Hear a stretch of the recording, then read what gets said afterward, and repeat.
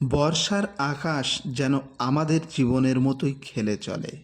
কখনো মেঘ, কখনো রৌদ্র, আর আমাদের জীবনে কখনো সুখ, কখনো দুঃখ। তো এই যে রোদ আর মেঘের মধ্যে যে টানাপোড়েন চলছে, তাতে একটা দিন কিভাবে কাটে সেটাই কবি মহাদেব শাহ না রোদ না বৃষ্টি কবিতায় উল্লেখ করেছেন। রোদও নয়, বৃষ্টিও নয়, এরকম কাটে দিন। মনে হয় এখনই নামবে বৃষ্টি, ভিজবে রুক্ষ ক্ষেত বনভূমি, গাছের গাউন থেকে গড়াবে জল, হাসপাতালের ব্যস্ত নার্স দাঁড়াবে জানলায়, দেখবে কি করে বৃষ্টি নামে, কি করে মেঘের হাউস থেকে জল পড়ে।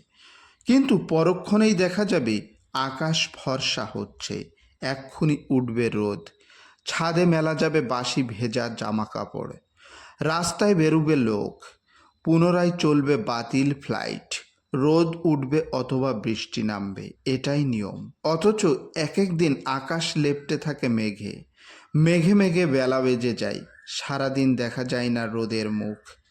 বেলা দুটোতেও মনে হয় এখনই বুঝি রেডিওতে সকালের খবর শেষ হলো। ঘর বাড়ি গাছপালা থমথমে, যেন এক দজ্জাল মেয়ের সংসার।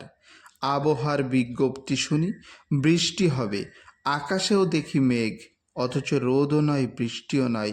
বস্তুত এভাবেই কাটছে সময়।